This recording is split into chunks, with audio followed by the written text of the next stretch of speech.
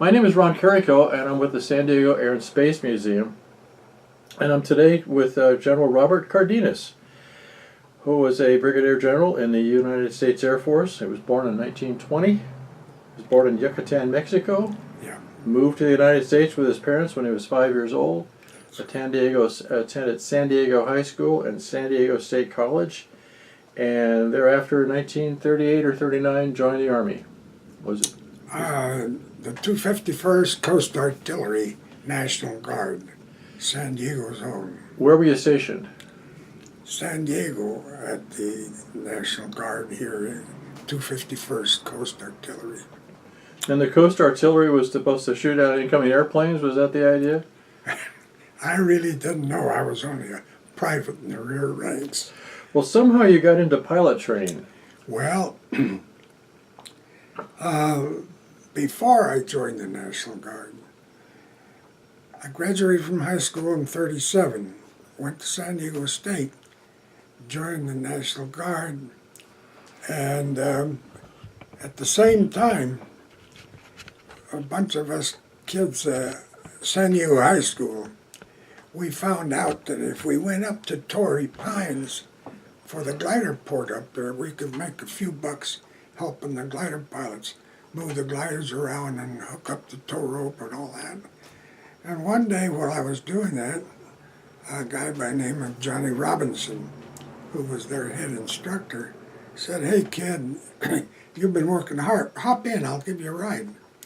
So we launched off the cliff, and then he said, "Okay, now you got it, hold the stick, but hold it tightly but lightly." And I said, "I don't understand. Tightly so it don't come out of your hand, lightly enough that you can feel the nudges." I said, "The what?" He said, "The nudges. The stick in your hand is going to be hitting on certain parts of your palm. Always turn into the nudge. And if you turn into the nudges, we'll stay up here all day." He didn't explain why. On the ground, he finally told me about thermals and wing coming up and it would nudge your hand and whatnot. Well, there you go. So that's where I learned to fly. And it kind of, I really loved the flying aspect, particularly no engines in a glider. It's truly flying. I mean, the sense of floating through the air and controlling that by following the nudges. Well, so I was hooked. However, the National Guard got federalized. I think that was late 39 or 40. And the captain came in and said, "We're going to go to the Philippines as part of the Army." But Cardenas, I've been reading all the records of all the guys, and it says on your record that you've flown gliders. I said, "Yes, sir." Well, here's some papers. Why don't you sign up?" I said, "What is that?" He said, "That's the Army Air Corps. They're looking for pilots. You get flying experience. If you sign up for this, you'll wind up in the U.S. Army's cadet training for flying." I said, "Well, you know what, I've been flying is safe. I don't have propellers and engines and fuel tanks." And he said, "I don't give a damn, son. We're going to be looking for pilots. We're badly indeed." So I signed. I wound up the first was the PT-17 up there, the biplane. That was here in California. Trying to remember. You got to forgive my memory sometimes. Then basic training was BC-1s, and that was Texas. And then from there, AT-6s at Kelly. And then finally, there was the PT-26 pea shooter, first fighter, all-metal fighter. That was Selma, Alabama, for my final. And I learned flying, and I also learned at age 5 in San Diego, I did not know anything.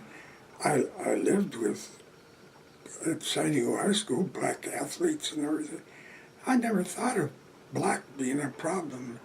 I learned the hard way here at Selma, Alabama. But I also learned to fly the pea shooter. Well, yeah, you're the first person I've talked to that flew the pea shooter. Yeah. We have one at the museum, you know. Yeah, I've seen it. Yeah.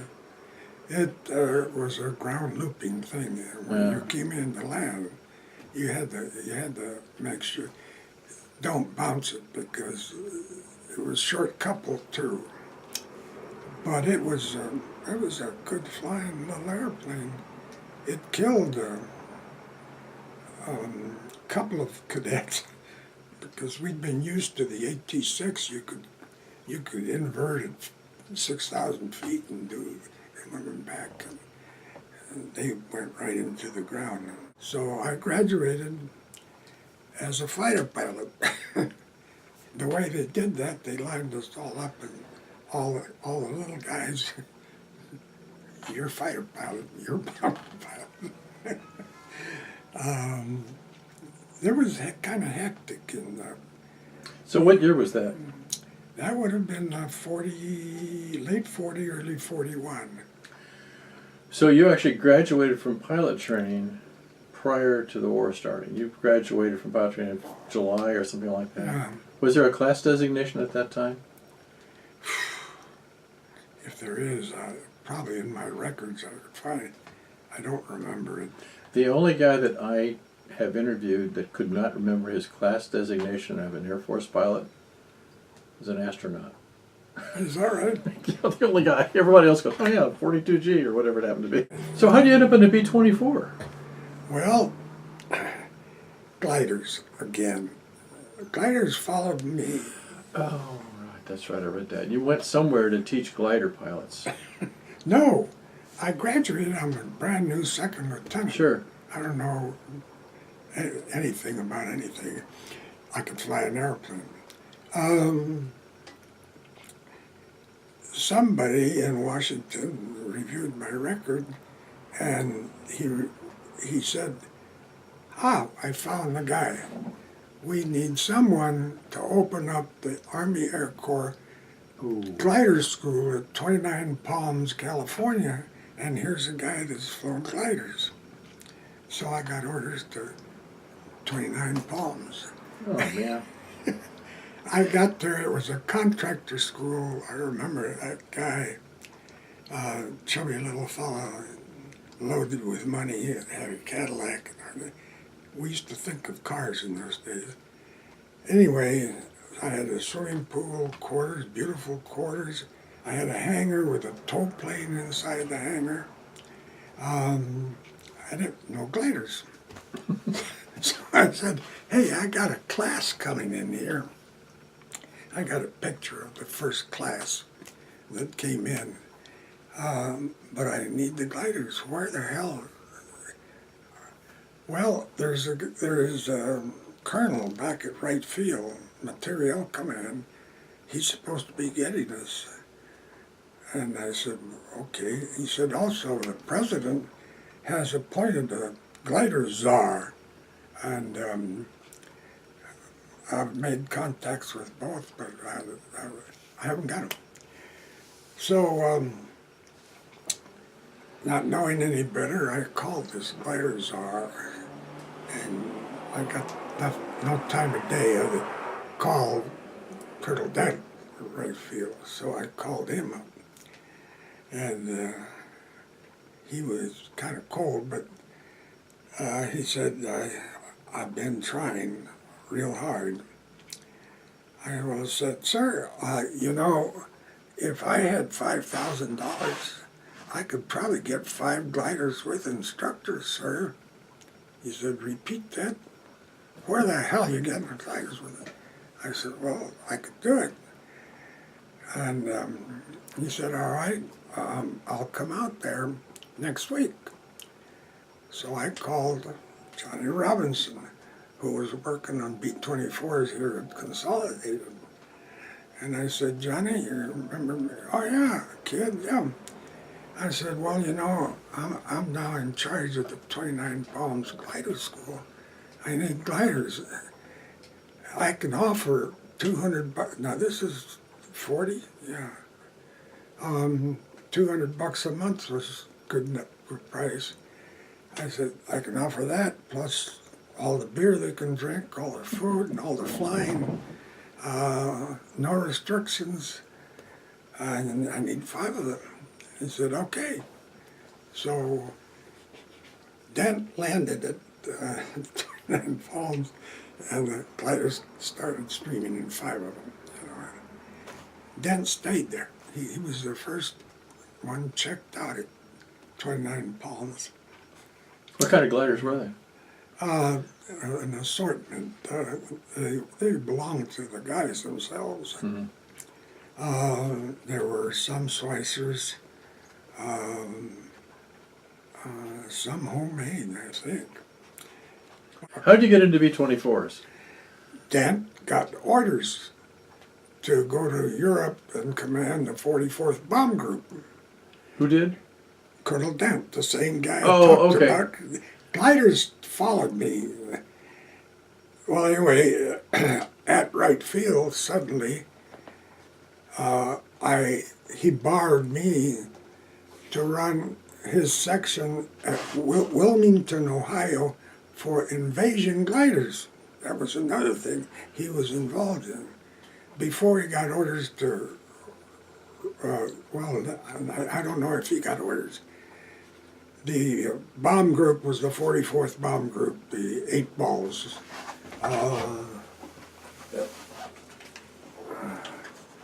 That's the flying 8 balls. It looked like you're a colonel there. No, as a major. Oh, major. Okay, major. Yeah. Anyway, So what? So he had enough faith in me. He brought me to Wright Field to develop invasion gliders. There's one up there, and that's another whole story about that glider. what is the designation of that glider? CG4A, WACO, built by WACO. I told Dent when I got there, we couldn't test them at Wright Field because of the population right around them. There's 2 primary tenets of glider flying, written by God. 1, you will never know where you're going to land. Number 2, you won't know where you can stop. I told Dent, sir, there's a WACO here. The way it's designed is, you notice the front, pilot and co-pilot sit right up front. Behind them is a Jeep and a Jeep driver, and behind that a platoon of soldiers. When they land, the Jeep driver puts it in go gear and drives straight out. As he moves forward, the nose clamshell opens. The pilot and the co-pilot are on their back. Really? And the Jeep goes out, and the platoon follows him. I said, sir, whoever designed this thing doesn't know a goddamn thing about glider filing. And I told him the 2 tenets. If this thing is landing in foreign soil, if it runs, I said, I did look up on the map, and the farmers in France delineate the boundaries of their farm with stone hedges. They're just the right height. If that thing runs into a stone hedge, first thing that's going to happen is going to cut the legs of the pilots at the knees. And second, you're not going to be able to get the clamshell open. You're going to be sitting there fodder for the Germans. I suggest, sir, that we use the British Horsa glider, the HORSA, Horsa glider. In that case, when they land, the pilot hits a button on his yoke and it blows the back end off, and they go out the back, so it doesn't matter if they're running the edges. And again, I'm not a very high-ranking officer at the time, but I'm really laying it into Dent that that's the time I learned as a very young officer that things go on up above where sometimes the wrong decision is made at the right time, and this was one of them. I fought it as long as I could. I was dead set against that airplane. The British, also 6 June, when our guys hit Normandy on the beaches, we landed behind with invasion gliders. It was slaughter. WACOs were slaughtered. My heart bled for the guys. You know, it's funny. I've heard the story that they didn't expect those delineations, and they were surprised by that. We've just heard a different story, haven't we? Well, I wind up. Dad told me one thing when he left. He was drunk at the pissoir, and I said, "God damn it! You know, you raised me from a pup, General Colonel, and now you're going to leave me. I'm sitting here without you." He said, "Well, look, if you ever get to England, I'll get you in my bomb group." I hadn't flown a bomber really yet, but I could fly most everything. Well, I take it back. At Wright Field, in the test section, I had done structural integrity tests on the B-17 and the B-24. So anyway, What does that mean? Huh? What's structural integrity testing? In those days, it was basically followed. The engineers would put a car. You'd go at a certain altitude, certain power settings, and then you'd dive at getting up to certain speeds, and then pull up as strong as you could. Usually 2 pilots, and they had gauges and all on wings and stuff. How many G's could you pull? With the B-24, it was pretty hard to pull even 2 G's, Right. because it had a high force. B-17 was a Pussycat kind of airplane. The 24 took a lot to manhandle it. Which was the better, between the two of them, which was the better airplane, you think? B-17 could withstand more damage. In other words, if you were going into a highly fortified area, really highly fortified, I would elect the B-17. There wasn't much difference. The B-24 had a longer range. Basically, the Davis wing gave it aerodynamically a better airplane, so it could go faster and longer than the B-17. And you're talking 220, 210, something like that, airspeed? Yeah. Okay. So depending on the target, if I was the ops officer, I would use B-17s. They both carried about the same load. Did they actually, because I've always wondered about that, did they use different B-24 versus B-17 in different missions, or did they just, no, I didn't think so. Yeah, nobody paid attention. Well, they lost so many of them. God, they Yeah. lost Yeah, 30,000 men or something like yeah, that. oh yeah. So now, but then where did you check out in the B-24? At Wright Field in test, flight test. But I didn't go to him because he had 24s. I just followed him. Right. Anyway, he had told me if I got to England, he'd get me. So one day, there was a requirement to fly some test equipment from Wright Field to Boscombe Downs in England, their test base. And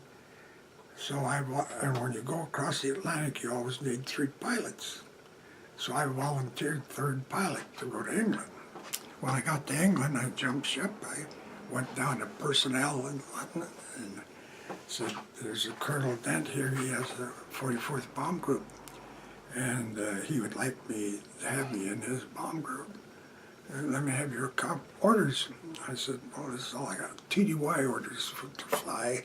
Wow. He's got Dent on the phone. He said, "I don't know, sir. I have a young captain here. Says you want him in there." And he said, "Cardenas." He said, "Give me the phone." So he gave me the phone. He said, "Cardenas, what the hell are you doing?" I said, well, sir, you know, one thing you taught me, you raised me from a pup. You taught me the word of a senior officer is his bond. And you said, I know what you said. You son of a bitch. He gave the phone back.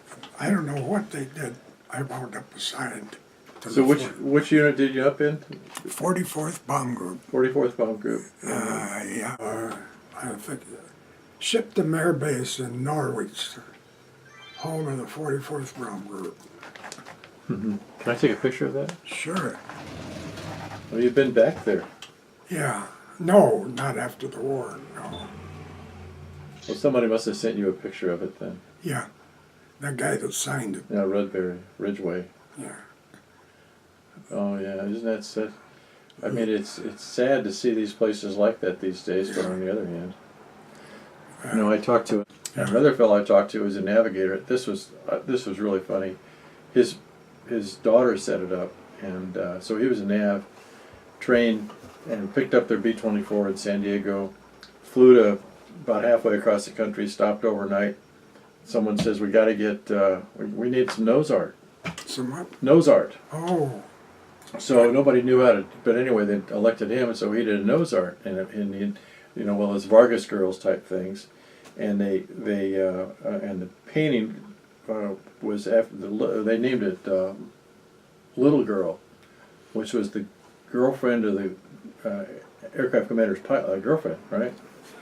So they get shot down on the 5th or 6th mission there, and he said, so we never, you know, that nose art never survived, and in the mean, I was actually sitting next to, I had a really bad cold, so I was asking somebody else to ask the questions, and I looked on my phone and I found a picture of Little Girl that he hadn't seen since he put it on there in 1943, and I showed it to him on my phone, and he about fainted. I said, is that her there? He went, oh my God, how did you do that? He said. So anyway, so now you're fully checked out in a B-24, and now I got there, and he was pissed. It caused him a lot of problem. But when I reminded him, did you go in as an aircraft commander or co-pilot or? Well, he said, I want to. You caused me a lot of problems because I had to pull a lot of things to get you here. But I have a crew that just finished their 15th mission with the co-pilot holding the body of the pilot because he had his head blown off. And they reasonably so are scared to death. They don't want to fly anymore. And I don't want to court-martial them. I know what you can do with a B-24. I'm going to give you that crew. And with that crew, they've already got 15, so you only have to fly 10 and they can go home. So I had one training mission with them as pilot, and I showed them what the plane could do. And Was there any, okay, now, is there any, let me see if I can recreate this. So these missions that you went on, now we're talking 1943, correct? Yeah. Okay, and these are large formations. I went down 18 March 1944. Okay, so the missions would take off one at a time with 30-second spacing or so? Yeah, and circle throughout England on forming up. So you'd have maybe, I don't know, 100 of them up there at one time. And just gradually climbing. And Climb then and circle till you got in formation. And then It's a formation of 3, 3 ships, and then those 3 are another 3 underneath and so forth. well, that box formation thing was, I think, with 9 ships altogether, I believe, something like that. Yeah. And so were you stuck with Tail End Charlie in those days? Yeah. Yeah. But anyway, so on my first mission, that was my first and their 16th. And I got them, I finished them. When they finished their 25, of course I had 10. the thing that hit my heart, I'll tell you, the feeling you don't, you can't get except in time of war, I guess. At the officers' club, the navigator from the crew came over to see me, and he said, Captain, we've taken a crew vote, including the enlisted men, and we want to finish you out. I said, it's stupid. Thank you, but you already got 25. You can go home. They didn't figure those statistics out just out of the air, you know. They counted how many have been lost. Well, we don't care. You finished us out when we needed you. We're going to finish you out. Oh my God. Of course, I told Dent. He said, I can't order them not to. So I started flying with that crew. And the name of the ship was Glamorous Glennis. Really? Yeah, of all things later, yeah. But, Well, that is a coincidence. yeah. On the 20th mission, I'd already flown 5 with them. I told Dent before I went on my 20th mission, because I was not with my regular crew, that I had flown enough missions that I was now command pilot rated. In every block, there was a command ship that had an extra seat between the pilot and the co-pilot. And the command pilot sat in that seat. And you had in your lap all the maps, alternate targets, radio frequencies, classified stuff. And one of the last things a command pilot does, if you know you're going down, no sweat. You went down to Bombay, the Bombay doors are open anyway, and you shred the classified stuff, as small pieces you can, throw them out. I was down there on my 20th, shredding the classified, and our target was Friedrichshafen. No. It was heavily defended, really bad. We lost 9 and 9 is 18. We lost 12 birds on that one target. It's right near Switzerland. What date would that be? 18 March 1944. And Friedrichshafen is north or south? No, I'm not sure of that. Well, you ended up in Switzerland, right? You Well, ended up in Switzerland. when I went down to shred, I already knew the ship was going to go down. We had 2 engines on the right side on fire, and the wing had about a 5-degree dihedral to it. So I told the pilot, you keep flying straight ahead, Switzerland, get over Switzerland. I didn't tell them to bail out. I said, just head for Switzerland. They did. They crashed. They bailed out and crashed in Switzerland. And my B-24 crash in Switzerland now has a museum built by the Swiss with regard to that particular mission. And Well, everybody bailed out. yeah, And everybody was okay? yep. Wow. Everybody came home. Everybody came home. Yeah. So now, did you actually land in Switzerland? No.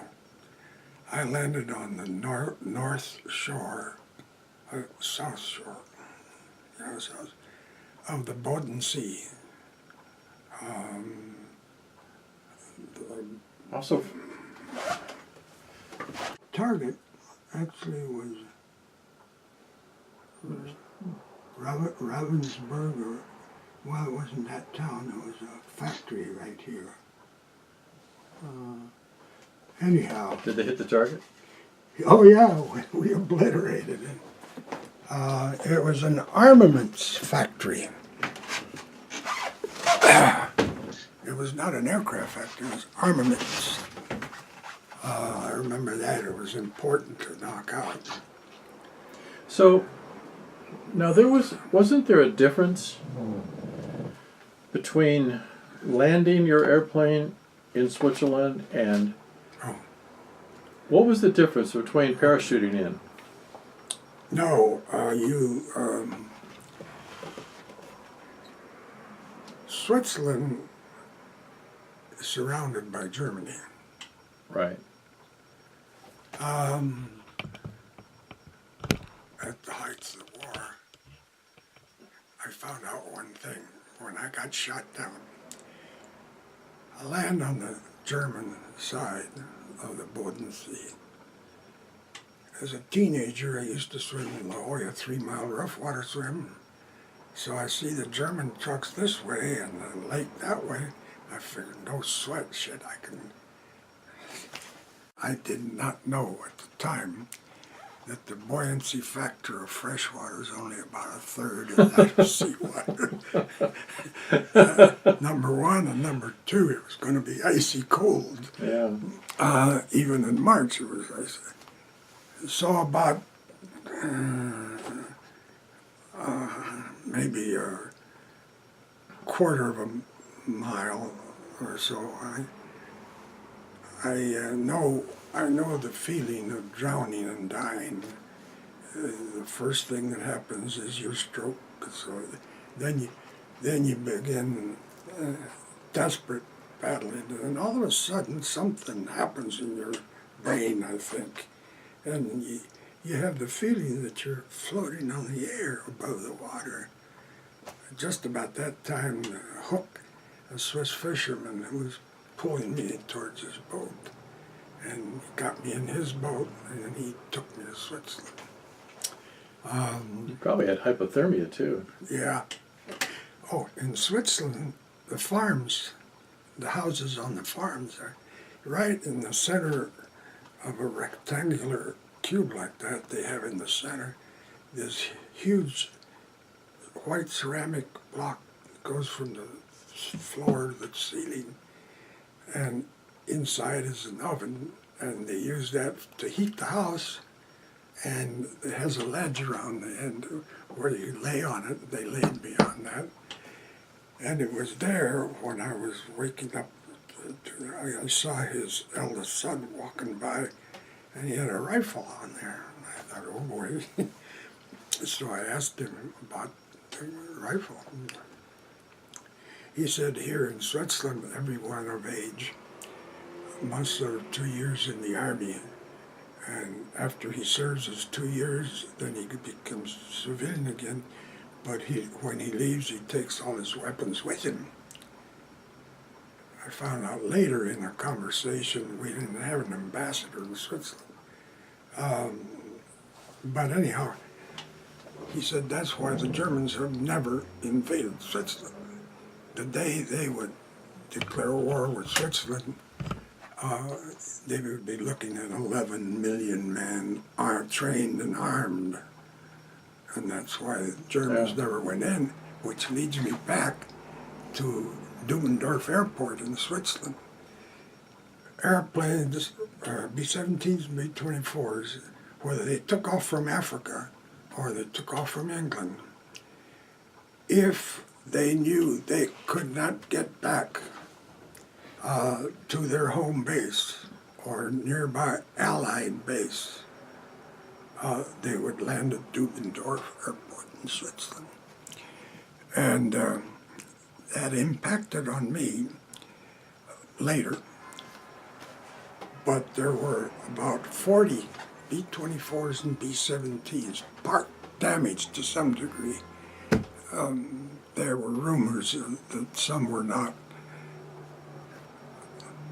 I was involved in that later. In my case, I was in Switzerland, picked up by the Swiss Army or force, and taken to 3 internment camps: Davos-Platz for officers, Adelboden for enlisted men, and there was a third camp called Wielermoos. I have pictures of Wielermoos, and the camp commander, a former Nazi colonel.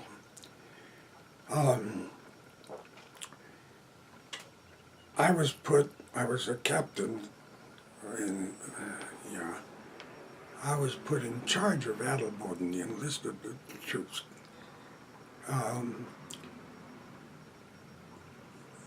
Adelboden and Davos they had been in peacetime resort areas, so there was no complaint. Wheelermoose, anyway, why I got to Wheelermoose was the Swiss. Love gliders.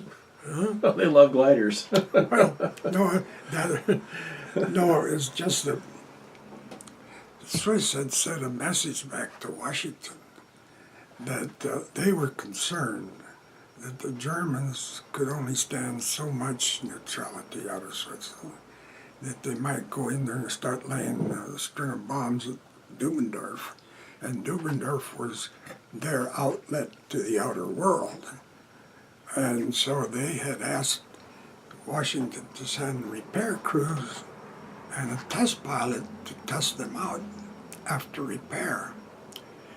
And the answer they got from Washington, repair crews on their way as far as the test pilot, unless our records are wrong, you already have him. Captain Cardenas has tested both of those. So I had met a young lady up in the Alps who had asked me and Capt Stoltz if we wanted to get out and go back home. And we had said yes, so she had been planning something. But when this happened, I had to stay there. And that's when the Swiss knew I was the guy. Then suddenly now I got a car and a driver. Swiss car, Swiss driver. What were you doing for a uniform? Huh? Well, I have a picture in my Army. So what your uniform? Yeah. Oh, wow. So one thing I requested of the Swiss, I'll be glad to do this, but I want to have my driver take me down to Wheelermoose. I want to talk to the boys. And I've got pictures. It was just as bad as any Stahlgluft in Germany.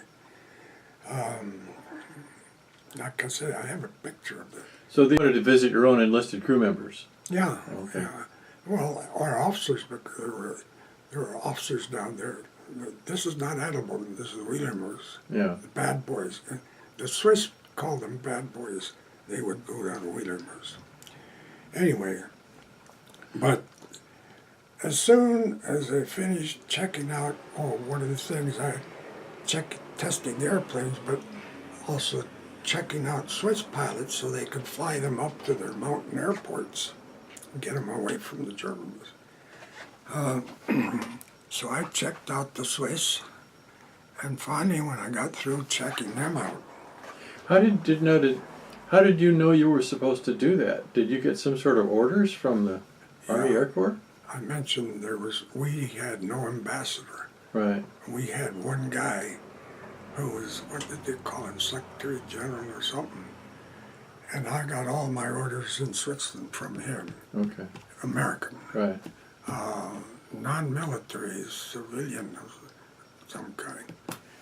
And the Swiss Air Force was cooperating with me because I was doing a job for them. Sure, right.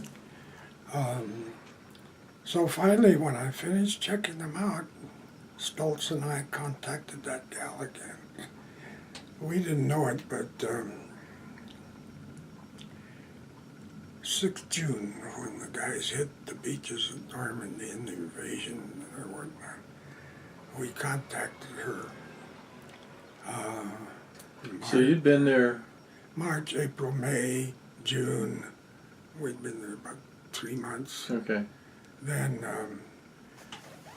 she actually was some way connected with the French underground. Right. So she got us out of Switzerland from Geneva. In Geneva, there's 2 sets of tracks. One goes through in Geneva and the other goes out. And so she had a cafe that was in the bottom of that one station. So she got us in a freight car, and we went out, headed out, and she said 2 hours and 45 minutes jump. And she jumped with us. You said us. Who were the other person? Hmm? Who was your other? Who was Captain Stoltz. Captain Stoltz. Mm-hmm. And was he the pilot? Was with you on the? No, totally not connected to that part. No. How'd you happen to be with him though? Oh, he was also he was at Davos Platz, but that same gal that we had met skiing. Right. Anyway. So where were you at 2 hours and 45 minutes? Grenoble, France. And we got picked up by the French underground. The Maquis.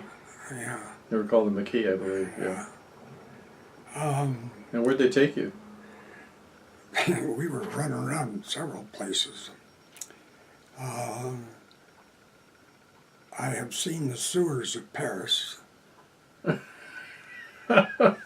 And the other place where the Germans wouldn't enter was the Muslim mosque in Paris. Beautiful building. The Muslim mosque in Paris. They wouldn't enter. So you hid there? In and out, around. It was exciting and interesting. Anyway, we finally were told to go down to the south of France, and blacked out Goonie bird. It landed in there at our farm at night, and there were about 15 of us climbed on aboard, and we got out. In an airplane? Yeah, back out of the States. Yeah, when would that be?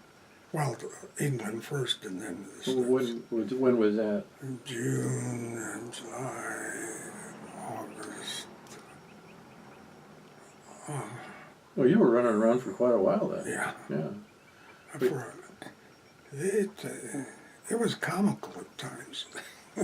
So when you get back to the States, now did you go to Wright Field right away, or you went some training someplace else? The higher headquarters said, what this guy's been through, obviously he must be damaged in some way.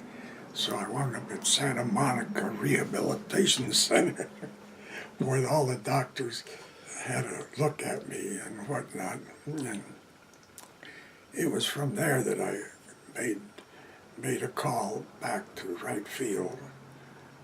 I've forgotten that guy's name. I had met him before. He was a personnel guy. And so I was initially sent, the higher headquarters were dead set checking me out. So from the rehab center, I went to Texas for further medical evaluation, and then back to Wright Field. And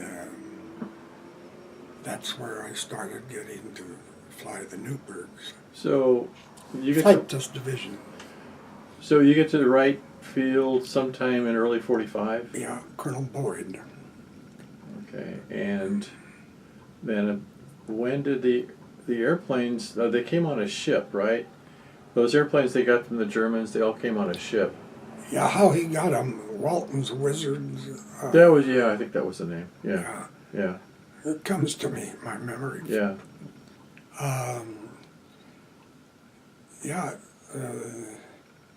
Before I forget, there's a place called Freeman Field in Indiana. Yeah. And in October of '45, there was a big air show, and they showed they flew a lot of the German airplanes in that air show. And there's black and white film on the internet you can see of them flying these airplanes, plus American airplanes too. And I just wondered if you were involved in that. I don't think so. All the flights that I made of the ME and the Arado were at Wright Field. I didn't fly them any other. Well, let's talk about flying the ME-262. What was it like to fly? Typical of the Germans, everything was pretty methodically placed. So of course, I had a checkout book that I had studied what to turn on, how, and all that. Mm-hmm. I can't remember all of it now. But takeoff, we had plenty of runway, and you didn't need too much. And the Arado was a surprise with increased how soon and how quick that thing was to take off. I really loved it. I loved that Arado. The Messerschmitt had to be very short range because you couldn't fly it too long. Very short range airplane, about 400 kilometers or so. They had the same engines though, didn't they? I think so, yeah. I think they call it the UMO, JUMO, I believe. I didn't get into detail. I didn't. You also flew the P-59, correct? Yeah. And what was it like to compare the P-59 to the ME-262? ME-262 was way ahead of it. Oh, wait, okay. In terms of control, stability, and just airworthiness, really. Did the P-59, did you fly it at Mach or did you fly it at Wright? Mach. Now, I gotta ask a funny. I want to ask if this is true. Okay. There's stories of people flying the P-59, and then coming up or engaging with other American prop-driven airplanes in 1945. And when they would get up next to him, there was apparently a guy that had a gorilla mask he would put on. Yeah. Is that true? Yeah. Was it you? Not me. No. Who did that? I heard the story. I don't know. I've heard the story. And I've been asked if I wore that mask. No. When we flew the 59, when I flew the 59, a little model up there, it was all at, most all of it was at Edwards. Yeah. Now so back to Muroc. Yeah, well, back to Wright. Mm-hmm. When did it become Wright-Patterson, or not? What's it called? It was Wright-Patterson Air Force Base. Who was Patterson? I don't know. But most of my work was at Muroc. Okay. Before it became Edwards. But so yeah, and you flew and you think you would have preferred the Arado over the 262? Oh, but they were different. The Arado didn't have guns on it, did it? No, well, yeah. There was that periscope. It was a dive bomber. You could use that dive bomber on the periscope, and it had two guns, 20 millimeter cannon up front, and one facing backwards. Really? Yeah. They lost a lot of Spitfires that way. The Spit would, up at altitude, the Spit would come up behind it to shoot it down. You just triggered that gun. It was a 30 millimeter cannon pointed backwards. Oh, wow. I didn't know they were in combat that much, the Arado. Well, I don't know if they were used that much, but that was what they were designed to make. Well, they first designed in the Arado was just a wooden ski. Right. They felt since the wings, they could use a skid, and I didn't fly it with the skid. And then they went from the skid to the wheel. It was a progressive. So the final Arado 234 was a beautiful airplane. Did they? Now it had two people in it, right? It had a. It wasn't a single pilot airplane, was it? As far as flying this single pilot, Yeah. There was another crew member back in the back. Right. Yeah. He took care of that cannon back there. Oh, okay. And then, but when we recovered them, when Walton or whoever it was recovered them, didn't they get them from Norway or somewhere and had to fly them down to? I don't know. Yeah. There was some weird story about how they got them. Well, they had to get a German to teach them how to fly the thing. We had, I don't know where they got them, but we had a little book, Was there a German pilot that would? handbook. I thought that German pilot came to the United States with the airplane. He may have, and they produced copies because mine was in English, not in German. So how many times did you fly it? The ME-262 was about 3 flights. The Arado, about 3 or 4. That's all. Did you fly to the other airplanes like the Focke-Wulf or the Messerschmitt? No, Oh. I didn't have a choice. I was told what to do. What was the point of flying them anyway? Gather data, verify handbook, I guess. Also to get our opinion, you know. I would, an ME-262, I would be glad to tangle with or advanced fighters we had then, and but recognizing where you were taking off from, where you were engaging the enemy, it couldn't be more than about 200 kilometers out. Right. So it was not a good area of fighter. When you were flying the Like the P-38 could go way deep and be Right. used, but it wasn't. The P-38 was not maneuverable like the 262. Any idea how many G's you could pull in the 262? The highest I ever got was 3. Really? Now in the B-24, were you ever attacked by fighters flying the B-24?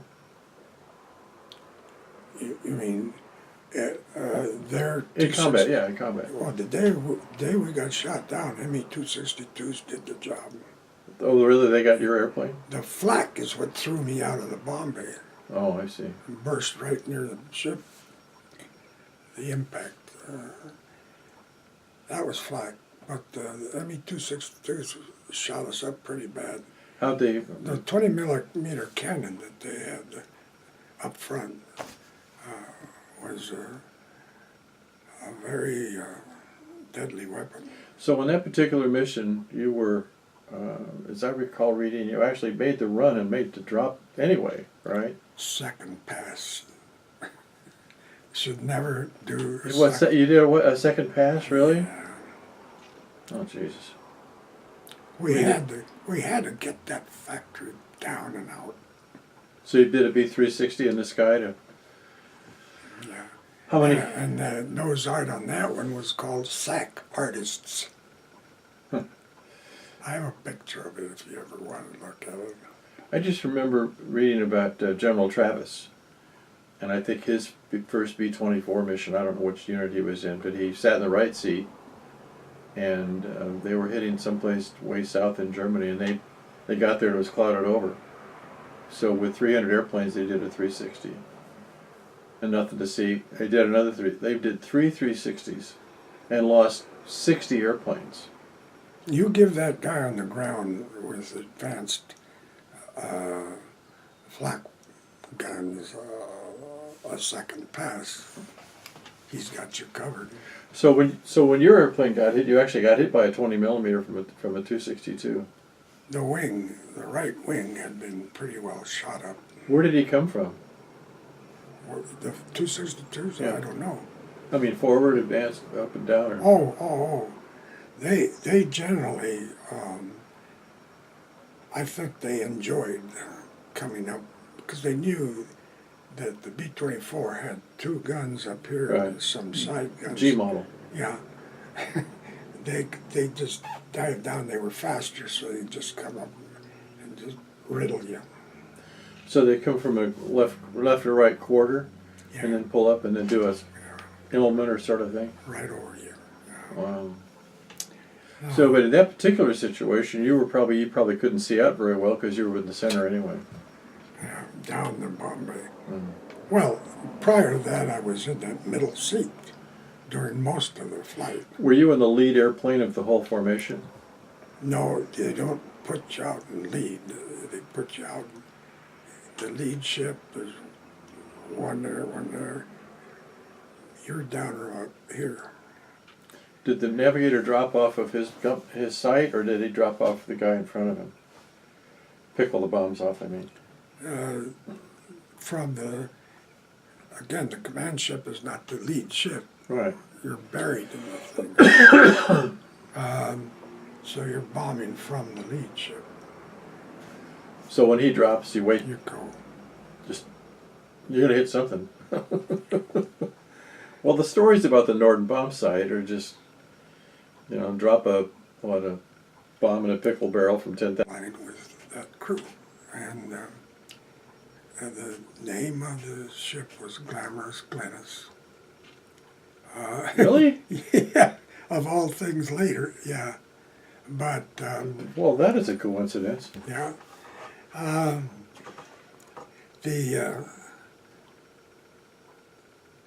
yeah, I think it was. But anyhow, so on the 20th mission, I'd already flown 5 with them. And I told Dent before I went on my 20th mission, because I was not with my regular crew, that I had flown enough missions that I was now command pilot rated. In every block, there was a command ship that had an extra seat between the pilot and the co-pilot. And the command pilot sat in that seat. And you had in your lap all the maps, alternate targets, radio frequencies, classified stuff. And one of the last things a command pilot does, if you know you're going down, no sweat. You went down to Bombay, the Bombay doors are open anyway, and you shred the classified stuff, just small pieces you can, throw them out. I was down there on my 20th, shredding the classified, and our target was Friedrichshafen. No, it was heavily defended, really bad. We lost 9 and 9 is 18. We lost 12 birds on that one target. It's right near Switzerland. What date would that be? 18 March 1944. And Friedrichshafen is north or south? No, I'm not sure of that. Well, you ended up in Switzerland, right? You Well, ended up in Switzerland. when I went down to shred, I already knew the ship was going to go down. We had 2 engines on the right side on fire, and the wing had about a 5-degree dihedral to it. So I told the pilot, you keep flying straight ahead, Switzerland, get over Switzerland. I didn't tell them to bail out. I said, just head for Switzerland. They did. They crashed. They bailed out and crashed in Switzerland. And my B-24 crash in Switzerland now has a museum built by the Swiss with regard to that particular mission.